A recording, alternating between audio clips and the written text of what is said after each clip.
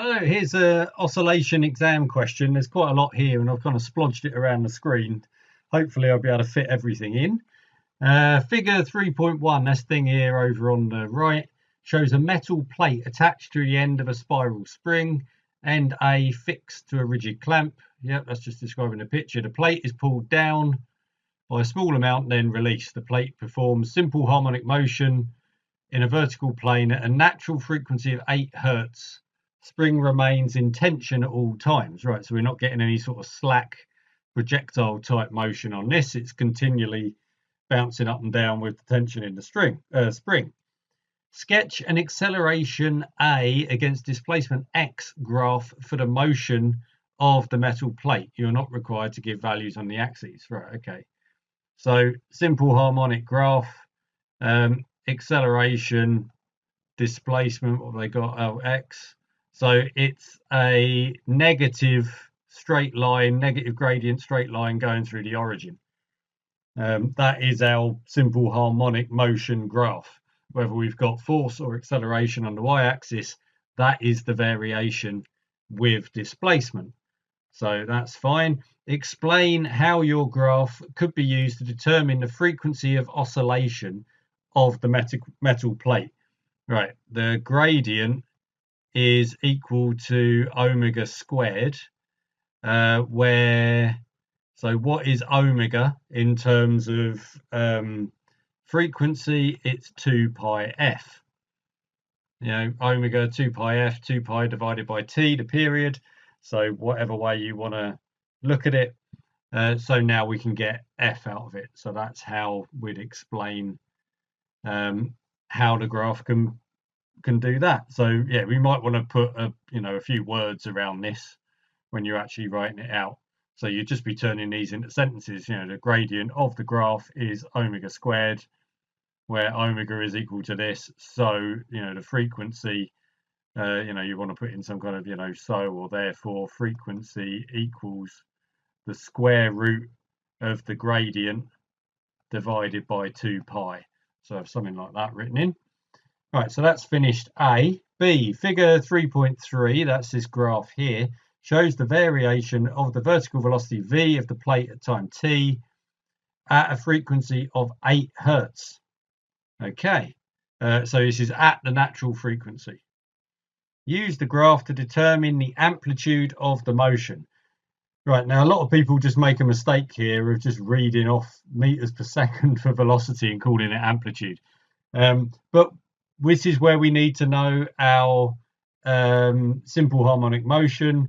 So velocity here, so this is going to be a omega cos, and then the phase, which is omega t plus phi, or just omega t if we don't have a phase shift. So the maximum velocity is going to be a omega.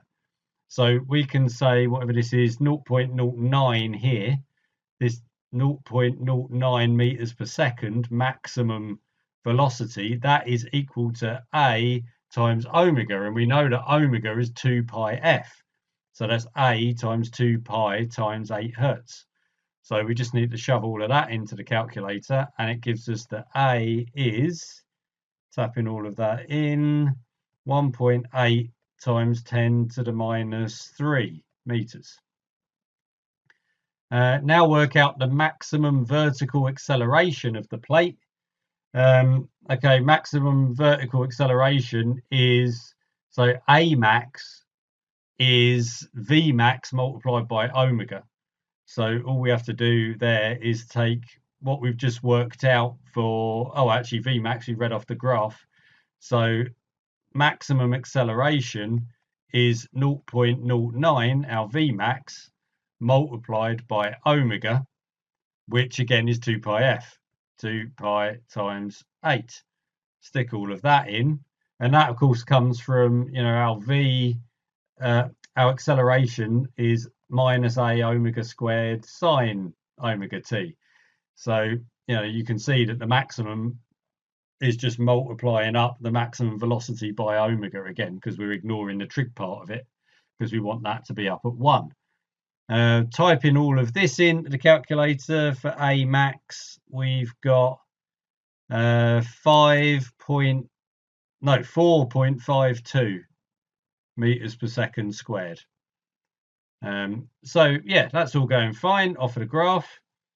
Let's switch over colors for the next bit so we don't get too confused. In part C, the metal plate is now immersed in light oil, which provides a constant frictional force to the plate.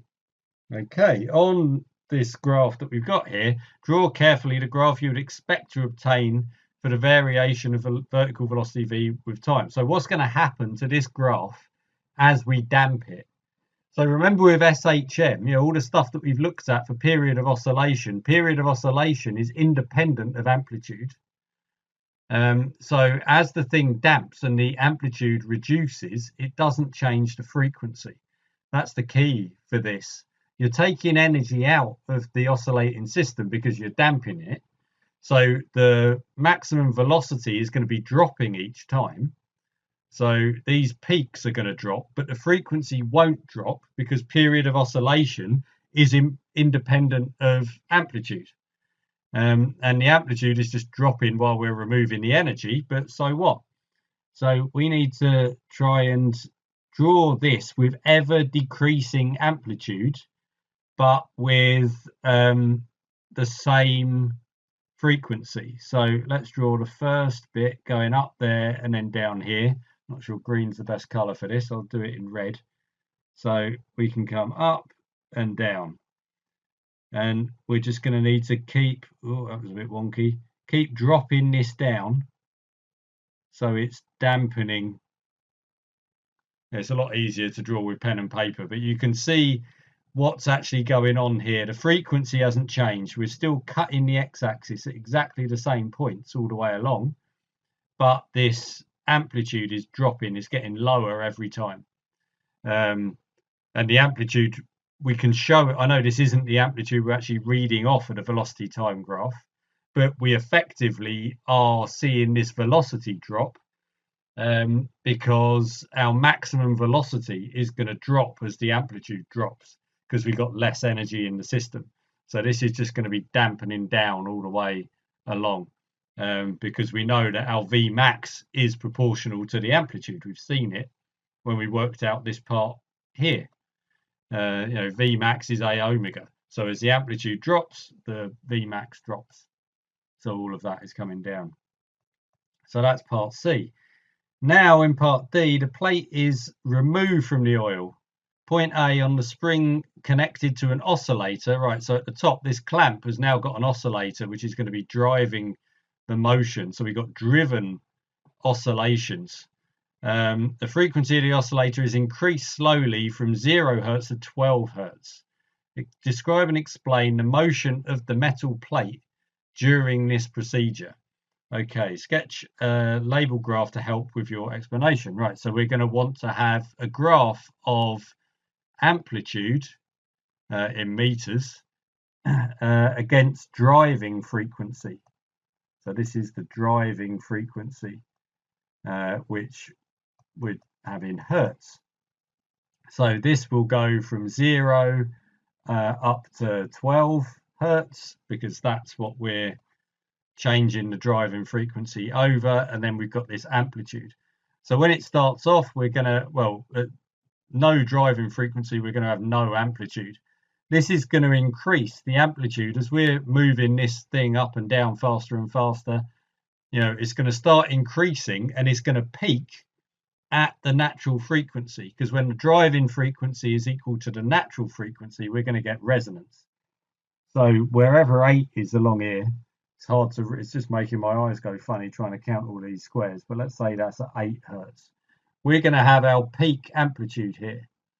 Okay, in the real world, this isn't going to go off to infinity. We're not going to actually have an asymptote here, where as soon as it hits 8 Hertz, the plate goes through the ceiling. I mean, that isn't going to happen. So let's put this as a peak.